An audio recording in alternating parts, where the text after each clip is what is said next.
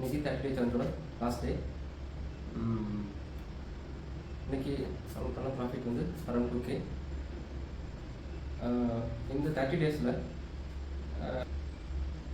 12% கிட்ட ரிட்டர்ன்ஸ் எடுத்திருக்கோம் நம்ம போட்டு இன்வெஸ்ட்மெண்ட்டில் வந்து. அரௌண்ட் 1,40,000 ப்ராஃபிட் இந்த 30 டேஸில்.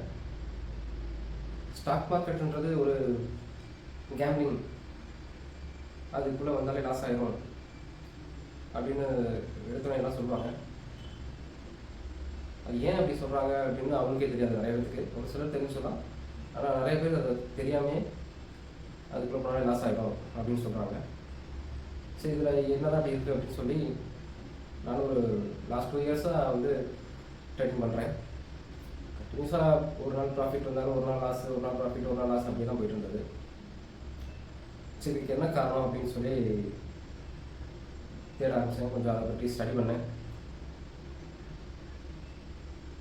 ஸ்டாக் மார்க்கெட்டுன்றது நம்ம சம்பாதிக்க தான் வந்துட்டு வருது. அதில் எப்படி சம்பாதிக்கன்றது மட்டும் நான் அனலைஸ் பண்ணி ட்ரேட் பண்ணுறேன். ஸ்டாக் மார்க்கெட்டில் நிறையா ஆப்ஷன்ஸ் இருக்குது. ட்ரேட் பண்ணலாம், இன்வெஸ்ட் பண்ணலாம். அதுலேயே ஆப்ஷன்ஸு, ஃபியூச்சர்ஸு, ஈக்விட்டி ட்ரேடிங்கு, இந்த மாதிரி நிறையா இருக்குது. இதில் நமக்கு எது செட் ஆகணும் அதை நம்ம சூஸ் பண்ணிக்கலாம்.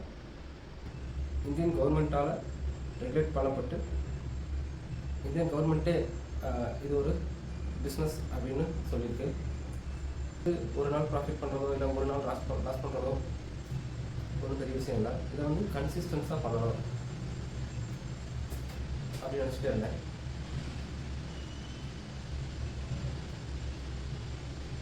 நான் எடுத்துருக்க அந்த ட்ரேட், நான் எதை ட்ரேட் பண்ணிகிட்டு இருக்கேன் அப்படின்னு பார்த்தீங்கன்னா ஆப்ஷன் செல்லிங்னு சொல்லுவாங்க. இந்த வீடியோ பார்த்துட்டு இருக்க யாரும் ட்ரேட் பண்ணிங்கன்னா, நீங்கள் ஒரு பிகினராக இருந்தீங்கன்னா என்னோடய எக்ஸ்பீரியன்ஸில் ஒன்று சொல்கிறேன். நம்ம ட்ரேடிங் பண்ணுறப்ப எல்லோரும் இண்டிகேட்டர் யூஸ் பண்ணுவாங்க. நானும் இண்டிகேட்டர் தான் ஸ்டார்டிங் யூஸ் பண்ணேன். இண்டிகேட்டரில் வந்து 2 இண்டிகேட்டர் சொல்லுவாங்க. ஒன்று லீடிங் இண்டிகேட்டர், ஒன்று வந்து லேகிங் இண்டிகேட்டர்னு சொல்லுவாங்க. நான் இப்போ கன்சிஸ்டன்சியாக பண்ணுறதுக்கு காரணம் லீடிங் இண்டிகேட்டர் யூஸ் பண்ணுறது தான். லீடிங் இண்டிகேட்டரில் எனக்கு ரொம்ப பெஸ்ட்டு ஃபேவரட்டு என்னென்னு சொல்லலாம். அது என்னோடய ட்ரேடிங்லேயே ஒரு டர்னிங் பாயிண்ட் மாதிரி ஆச்சு. அது என்ன இண்டிகேட்டர்னால் ட்ரெண்ட் லைன் தான். எப்போல்லாம் ட்ரெண்ட் ஒரு கேண்டில் பிரேக் பண்ணுதோ அப்போ வந்து அந்த ட்ரேட் வந்து எடுக்கிறப்ப ஆல்மோஸ்ட் 70-80% வந்து வின் ரேட்டை கொடுத்துருக்கு. நீங்கள் ட்ரேட் பண்ணிகிட்டு இருந்தீங்க அப்படின்னா ட்ரெண்ட் லைன் அதிகமாக ட்ராப் பண்ணி ட்ரேட் பண்ணி பாருங்கள், நல்ல ஒரு ரிசல்ட் உங்களுக்கு கிடைக்கும். இந்த வீடியோ பார்த்துட்டு இருக்க யாரும் ட்ரேடராக இருந்தீங்கன்னா, அது பிகினராக இருந்தீங்கன்னா, உங்களுக்கு வர டவுட்ஸ் எதுவாக இருந்தாலும் எனக்கு மெசேஜ் பண்ணுங்கள். என்னோடய 2 வருஷம் எக்ஸ்பீரியன்ஸில் நான் தெரிஞ்சிட்ட விஷயத்த கண்டிப்பாக ஷேர் பண்ணுறேன். ஏன்னா நான் ஸ்டார்ட் பண்ணி கிட்டத்தட்ட ஒரு 1.5 இயர்ஸ் எது சரி எது தப்புன்னு தெரிஞ்சுக்கிறதுக்கே அவ்வளோ டைம் எடுத்துச்சு. ஏன்னா அந்த மிஸ்டேக்லாம் பண்ணாமல் தான் இன்னுமே நல்லா ப்ராஃபிட்டாக இருந்துருக்கலாம். அதனால் நீங்கள் ஒரு பிகினராக இருந்தீங்கன்னா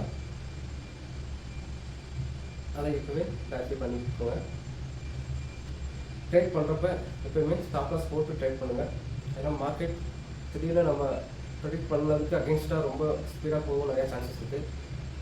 அந்த மாதிரி நேரத்தில் ஸ்டாப் லாஸ் மட்டும் தான் ஹெல்ப் பண்ணும். ஸோ எப்பயுமே ஸ்டாப் லாஸ் போட்டு ட்ரேடிங் பண்ணுங்கள். ஓவர் ட்ரேடிங் பண்ணாதீங்க. இந்த 30 டேஸ் வீடியோ சரிக்காமல் பார்த்து லைக் பண்ண எல்லாருக்கும் ரொம்ப தேங்க்ஸ். தேங்க்யூ.